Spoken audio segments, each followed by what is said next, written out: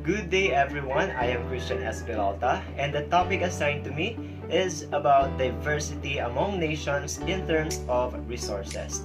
But before we proceed to our third discussion, may I present to you our learning objectives. At the end of my topic discussion, you are expected to define and explain the meaning of resources, enumerate and classify the types and examples of resources, and compare and describe the resources of three countries, mainly Philippines, USA, and Netherlands. There you have it. So without further ado, let's begin. So first, what does resources mean? When we say resources, it means anything that has some utility to satisfy our needs.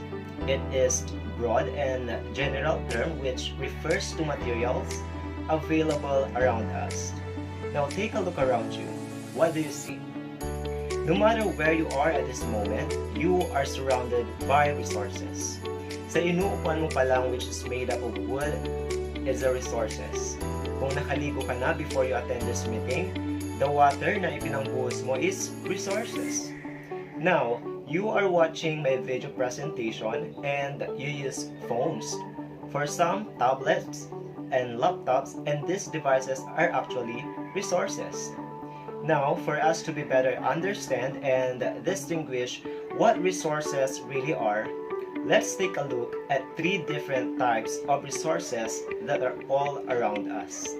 The first and perhaps the most important resources is natural resources. And natural resources are derived from the environment. From the world itself, natural, these are the things that are found in nature and not made by man.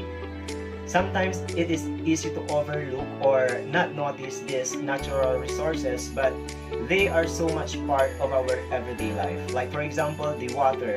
It is one of the most precious and important natural resources because we use it for so much, and other natural resources includes the rock, the land, the wind, the sunlight, and many more.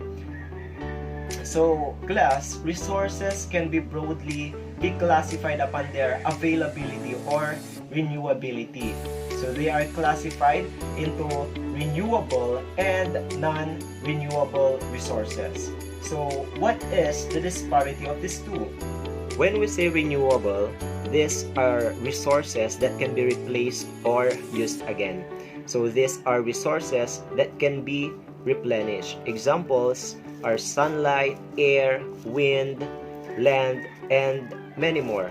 And they are available continuously and their quantity is not noticeably affected by human consumption. While on the other hand, when we say non-renewable, these are resources that cannot be reused or replaced easily. So we can consider a resource non-renewable when the rate of consumption exceeds the rate of recovery. So for example, we have minerals and oil and fossil fuels. Next type of resources is human resources. Have you ever considered why humans are considered a resource? This is because humans have an ability to transform gifts from nature into valuable resources that can be utilized for useful purposes. Human resources are the knowledge, skill, training, and experience that individuals need to produce goods and services within their economy. In simplest sense, human resource refers to the people who are part of the workforce and they plays a significant role in the economy of a country by contributing to productivity. The last type of resource is called capital resources. These are things like machines and tools that people use to do their work. Andyan yung mga ginagamit ng mga construction worker na mga tools and equipments in building houses. Yung mga vehicles like trucks na ginagamit in delivering goods and products. So these are capital resources. So all these three types of resources, natural, human, and capital, are used together to make our economy work. Now, we move on to the resources endowment of Philippines, USA, and Netherlands. First stop, the Philippines. Philippines is rich in natural resources, and it has fertile, arable lands and rich mineral deposits. In terms of our land, farming is the primary source of livelihood for us Filipinos. Our country's 6 major crops includes rice, corn, sugarcane, coconut, and tobacco. All these products are exported along with fruits like bananas and pineapples.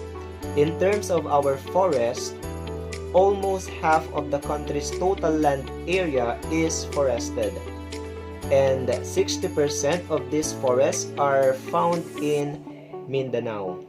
And this enables to produce a variety of wood products for construction. But unfortunately, our forests are being depleted at a fast rate due to illegal logging.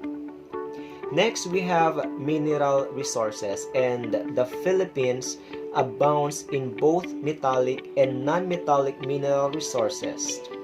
It is the biggest copper producer in Southeast Asia and among the top 10 producers of gold in the world. Other metallic minerals found in the Philippines include cadmium, chromium, iron, nickel, silver, and many more. For non-metallic mineral resources, we have asbestos, limestone, marble, phosphate rock, silica, sulfur, and many more. In terms of our fishery resources of our country, with its territorial waters measuring as much as 1.67 million square kilometers, there are about 2,400 fish species found in our country, but only 65 have good commercial value, meaning to say for sale, and it includes the mackerel, tuna, bangus, and many more. Next stop is United States of America. And as the third largest nation by geography, the United States is home to vast and varied landscapes with abundant natural resources. When it comes to their mineral resources, the United States is one of the largest global producers of the metals and minerals powering manufacturing, from precious metals such as gold and silver to copper, nickel, iron, lead, mercury, and zinc. And the nation is also the leading producer and consumer of phosphate, which is a key ingredient in fertilizers used in agricultural production. Meanwhile, forests are a treasured and unique resource endowment of United States. So they have over 750 million acres, or roughly 3 million square kilometers of forest lands, and around 2/3 of which is timberland. And the United States timber production supports a wide range of industries from paper production to construction. Also, USA land area comprises at around 9.3 billion square kilometers, or nearly half of which are agricultural lands. And as a global leader in agricultural innovation, the United States is the world's largest producer and exporter of food, offering a wide range of opportunities for food and processing agribusiness. They are able to produce corn, tomatoes, potatoes, peanuts, and sunflower seeds. And in support to their agricultural land, lakes, rivers, and streams provide 80% of the water used in America. And lastly, America has the world's largest reserves of coal at 491 billion short tons, or 27% of the total. This abundant source of energy helped fuel United States growth during the Industrial Revolution, and it fueled steamships and steam-powered railroads. Also, United States had huge reserves of oil that were easily accessible and made possible many innovations, including cars, trucks, tanks, submarines, and airplanes. Now we move on to Netherlands. The Netherlands has a vast array of natural resources, which include the country's beautiful scenery, arable land, and natural gas, among others. Dutch agriculture is divided into three broad areas: crop production, dairy and livestock production, and horticulture. And the nation's agricultural land is also divided into three broad types: the grasslands, farmlands, and horticultural lands. In terms of food crops, they have barley, corn, wheat, and potatoes are the main crop by volume. In dairy and livestock production, Netherlands have some of the highest yields of cow in the world, providing or capable of producing milk and dairy. And especially when we think of Netherlands, major factors that really and greatly contributes to their land is growing of ornamental plants and flowers, known as horticulture. And about 75% of flowers are exported, amounting to almost 9 billion flowers per year. And this country is world renowned for tulips. Netherlands continued to establish itself as a chief regional producer of petroleum and natural gas for the European market. Also, the nation is chief producer of salt and nitrogen, besides producing mineral products and non-metallic and metallic minerals. On the whole, the country's mineral industry focused a lot on trade and processing. And in 2010, mining operations in Netherlands mainly focused on the extraction of sand and gravel, peat and limestone.